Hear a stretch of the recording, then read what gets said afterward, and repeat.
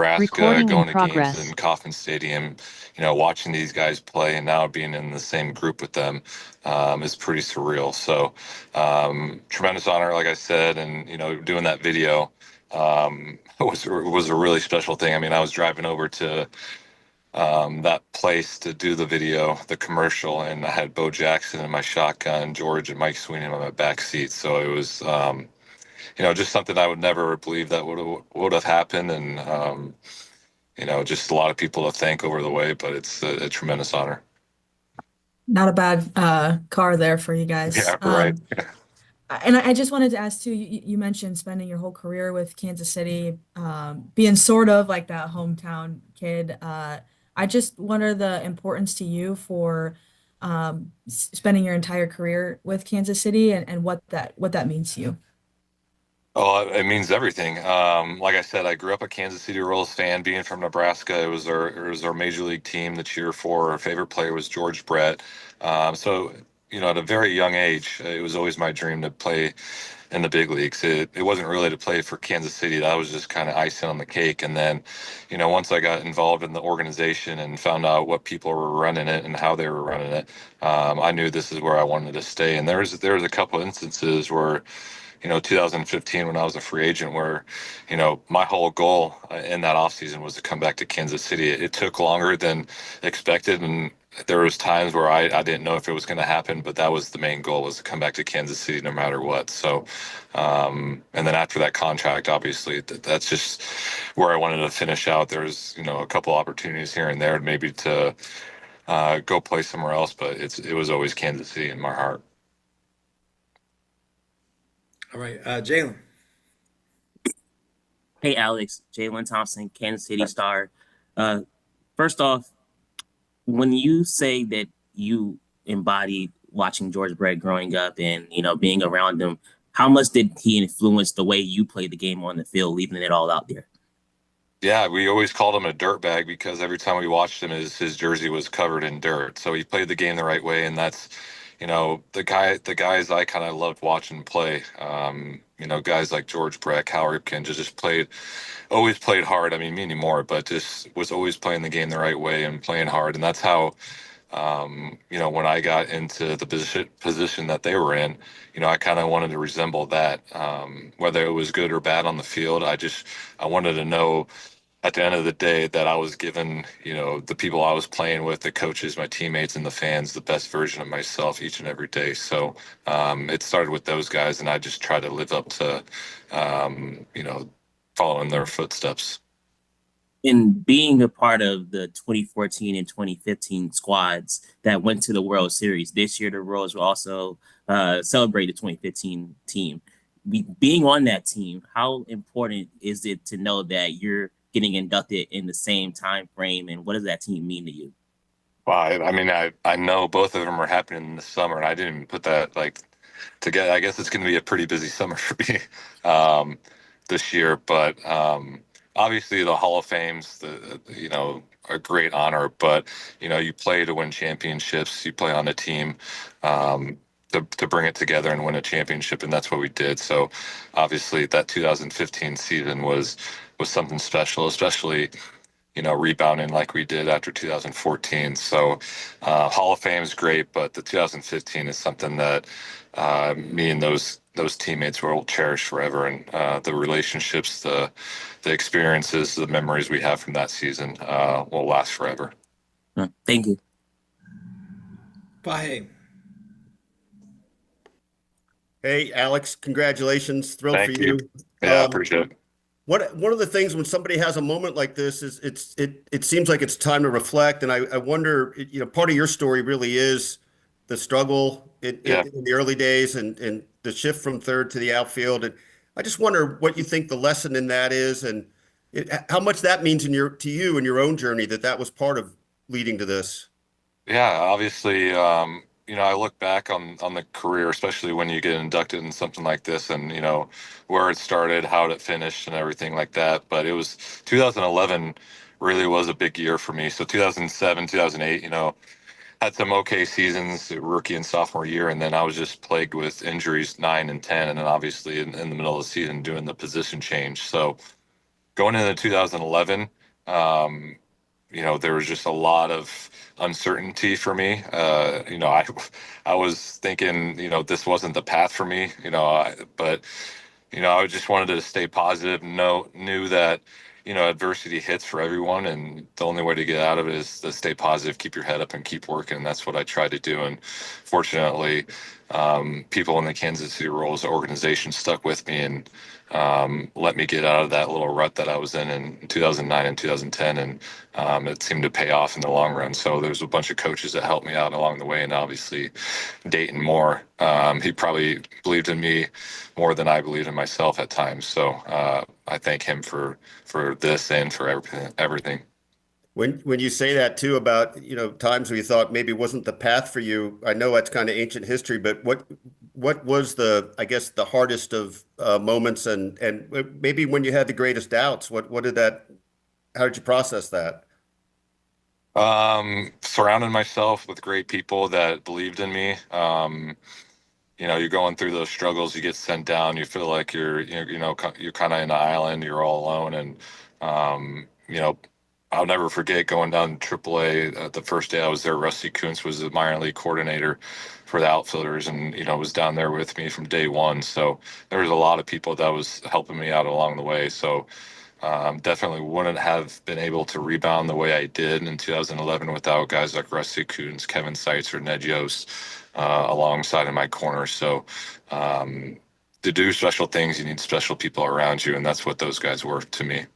And just sort of, I hate to beat it even further, but it is interesting when you said that wasn't the path for you. Did you mean moving to outfield possibly was not the path for you, or maybe this overall? No, just, obviously the Royals thought a lot of me to draft me number 2 overall. And, there's comparisons to my hero growing up, George Brett. And I was, they were losing 100 games over and over. And I wanted to be that guy. And it just wasn't happening at that time. And, I just remember those days in 2010 when I was, got sent down, I was sitting in AAA, and it was like, this is not what I expected this to go like. And, there was a lot of thoughts of like, what's going to happen now. But like I said, it was just so unfortunate, having injuries and stuff like that, that I just, wanted to stay positive, wanted to start stacking the days of hard work and trying to make that pay off. So, I got a lot of my confidence from my work ethic. And, when you're injury plagued 2009, 2010 and not playing, not doing anything, confidence is going to go down. And, that's what happened. It probably showed with my ability in those, couple seasons too. So, Thanks so much, Alex. So happy for you. oh, thank you very much. I hope I can say this just real quick. Gordo's mentioning Dayton, and obviously he's being humble there, but I also remember, and I know Bahe does too, of Dayton calling Alex the perfect Royals player over and over again. He used to say that. So, all right, Todd. Hey, congrats, Gordo. A little Thanks. bit like what Vahe was talking about. I mean, how did you keep confidence going then? I mean, to think that you probably weren't thinking about the Royals Hall of Fame. You'd already had a couple of good years in the majors when those struggles came. What what was it like, and who did you lean on for the mental side of it, not just the learning the outfield and getting your stroke back and all that? Yeah, obviously Dayton. I've spoke highly of him, and he's the one key that helped me out along the way. I talked to him a lot during that process, and even when I wasn't believing in myself, he was believing in me and was like, "Hey, just be patient. You're going to be back. You're going to be helping this team. Keep working." So obviously, having your boss, your leader, believing in you. Is a huge part of that, and then having Ned Yost in my corner too. So, I'll never forget when I got called back up in 2010, late in the year. Um, I hadn't played for Ned yet because he obviously took over for Trey Hillman, and I think it was Yankee Stadium, and I got called in. He basically just said, "Hey, I believe in you. I don't care if you strike out 4 times this game, make 3 errors, as long as you give me 110%. That's all I care for." And just being where I was at the time, having that support from the manager and a guy like Ned Yost was huge for me, and that's how I kind of wanted to play for Ned for the rest of my career, not knowing it was going to be, a World Series, a pennant, 10 years, but just day in and day out, just giving them everything I got. in practice and on the field. So just trying to, um, make those guys happy about believing in me. And when you got back up in 2011, everything kind of clicked for you. And then some of the younger players, you were kind of a veteran guy at that point. And some of the younger players, were starting to kind of filter up. When did you guys get the feeling? When did you get the feeling that there really could be something special about the entire group of you guys together? Yeah, I'll just take a second. I don't share this story a lot with you guys and everything, but in 2011, in that offseason, Kevin Seitzer was the hitting coach, and it was probably a couple of weeks after the season, and like said earlier, it was a big turning point in my career, and I was always a hard worker, but we started hitting, we started revamping my swing. He taught me so much about um, you know, being a great hitter and what it takes and stuff like that. So I basically just said, "Hey, I'm all yours. Just tell me what to do, and I'm going to do it." And we kind of, it's amazing when you're on the same page with your hitting coach and he believes in you and you have that connection and stuff like that. So he was a big part of that. Not only that, but I don't share this, but he turned. Um, I became a Christian through Kevin Seitzer in 2011. And it's funny how everything kind of worked out the way it did. How I started looking at baseball a different way. It wasn't, everything wasn't about baseball. There's more to life than just performing on the field. And Kevin Seitzer really, opened me up to that, and it just took a lot of pressure off me. And it was, it was in spring training when that happened, and it was, I started spring training over 20, was battling, struggling, and then had that conversation with Kevin, and then ended up taking off in spring training. I think I led the league in hitting, homers, average, and everything. So it's funny how just that all played out, and it was really because of Kevin Seitzer and leading me to God and Christianity. So big part of my career right there. Congrats, bud. Yeah. All right, Vern. Yeah, congrats, Gordo. Thank you. What was it like first time in your life last October, being able to be a fan watching the Royals in the postseason? Probably more nervous just watching them than I was playing. You get so involved in your routine and work ethic and all that stuff that that becomes somewhat easy. But then sitting back as a fan and pulling for these guys and just wanting them to get what you achieved and experience those memories. So I was probably more nervous than I was playing. So it's great to see. Obviously, they have a great team, young team, and I saw Bobby Witt when he was 19 in the COVID spring training, and obviously heard all the great things about him. But just meeting him in person, um, you know, just all the expectations was there, and he's a great leader, great player, great person, and I think every year, I'm kind of around him. I think more and more of him. So it's good when you have a guy like that that's your leader that you can build around and everyone can look up to and resemble. So they're in good hands for a while, and JJ's doing a great job putting this team together. And then, do you have a defensive play that stands out as your favorite? Is it diving in the stands against the White Sox? Obviously everyone's going to say that one. That was a pretty special one.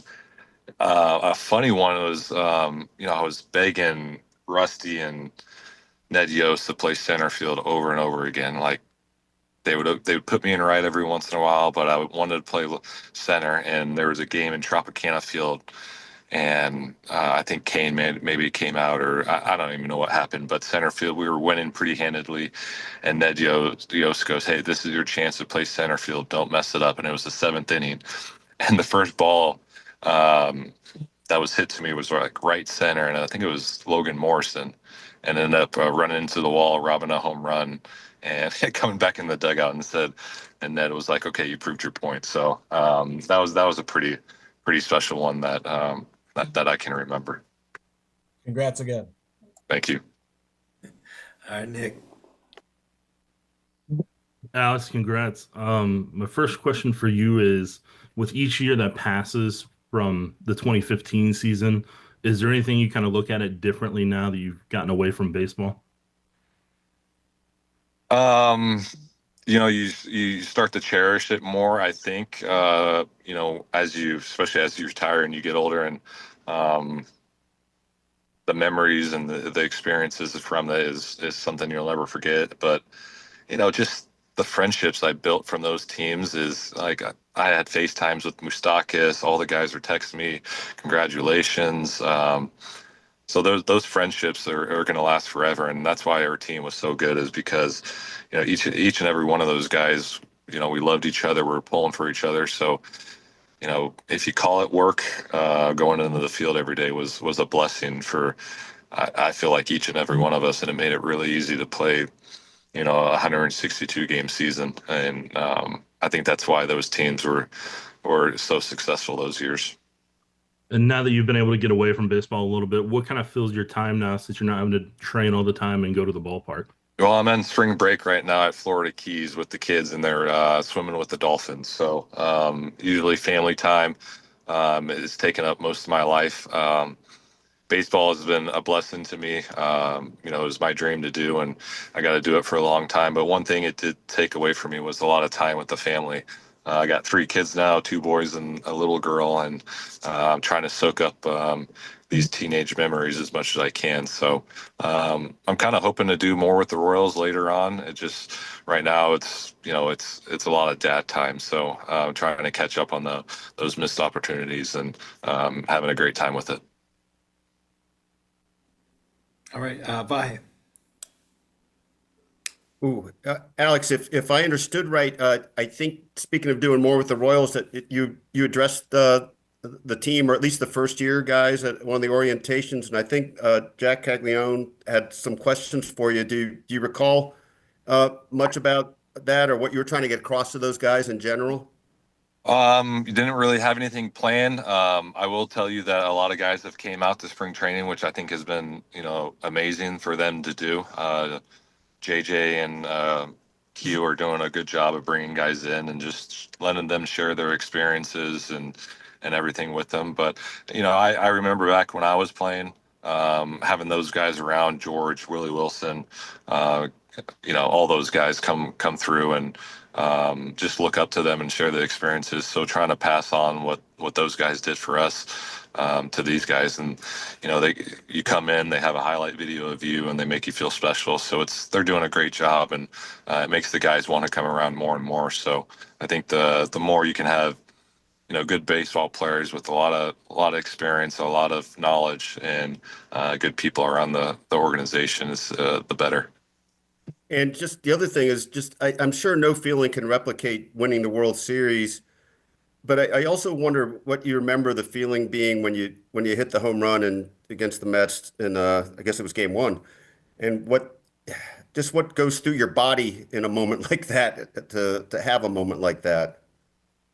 I didn't really feel anything until maybe I got back to the dugout and I started celebrating with my teammates. You play this game, you train for it, so you're so locked in, especially in a moment like that, game one of the World Series type ball, or down by one in the ninth. That's what you work so hard to get in those situations, and hopefully that work ethic and all that time you've put in, pays off. You don't get nervous because you've done everything you need to do. So it's almost like robotic when you get in there, but then once you get with your teammates and celebrate, and I remember the video shows me hugging Hosmer at the very end. So it's moments like those that you kind of remember. I don't really remember too much around the bases and stuff like that. It's more celebrating with the teammates. Thanks. All right, Jalen. Alex, the Royals have a few players that are working in the outfield and coming from the infield to the outfield. What is the biggest adjustment in doing that from your perspective? And Yeah. also, what advice do you maybe have for just overcoming those challenges? Yeah, I was able to kind of talk to all the outfielders when I came down, and it worked out that they have I think 3 or 4 guys that are on the infield moving to the outfield. And just kind of shared my experiences with them. I told them there's 2 things that really I felt like separated me from other people when it came to the outfield. Because going down to AAA, you can ask any of those AAA pitchers too. There was a lot of mistakes being made, bad routes, first steps not right.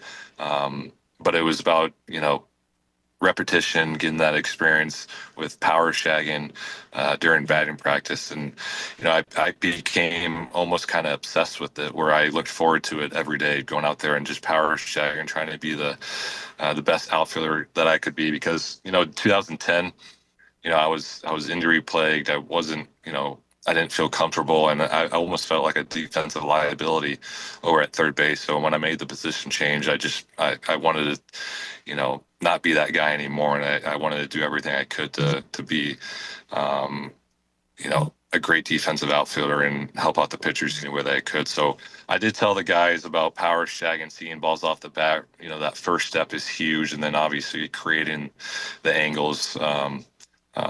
In the outfield to limit, those hits, those doubles, guys going to home.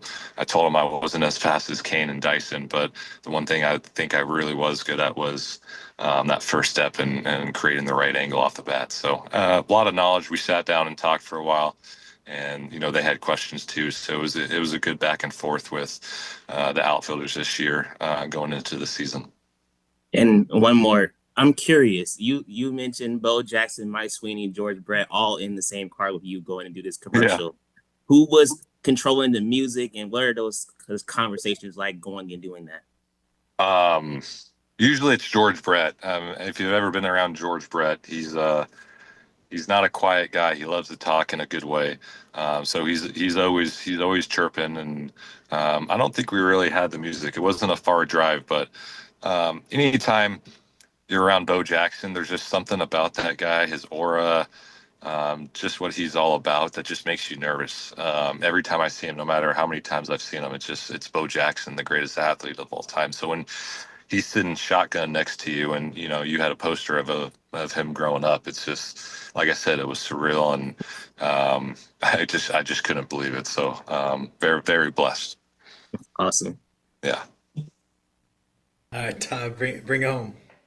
All right, I was just thinking about this, Alex. I've heard you talk about it before. Your first major league at bat was in 07, full house, 80 degrees, sunshiny day. And then you kind of got cheated out of your last year because it was the COVID year and nobody was there. I mean, just like, how weird was that to be, the end of your career? Now you're going to get to have a great day and get celebrated that way. What was that like to end it in front of nobody, I guess? Yeah, well, I talked about I wanted to stay at Kansas City Royal for life. I didn't want to go play for someone else. And I knew, I was 36 at the time. The Royals were kind of rebuilding, even though I didn't want to, say it or believe it or anything like that. But it was kind of where we were at. We lost all those guys in 2017. So we were just trying to piece everything together. And,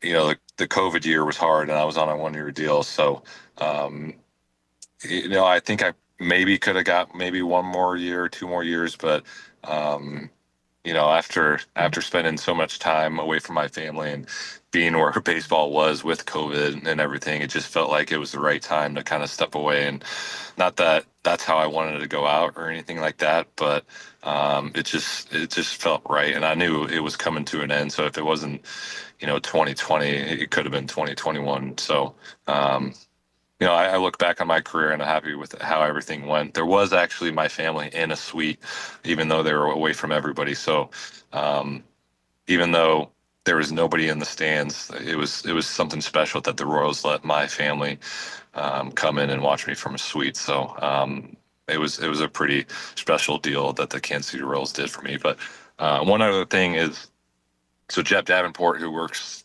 with the Royals and, does everything for that clubhouse. One thing that was also special was, and he sent me pictures, but a lot of guys around the league that I used to play with, Hosmer, Moustakas, Kane, Butera, they had the pine tar thing on the back on my last day, just to kind of give me a shout out and everything like that. So that not only that was a pretty special moment, even though I didn't get to see it, I saw pictures and everything, and it was pretty special. All right. Thanks again, everybody, for your time this morning, especially Alex. Thanks for taking some time out of the vacation. This was fun. Yeah. Yeah, absolutely. Thanks for having me, and appreciate all the questions, guys. Thank you. All right, guys. Thank All right.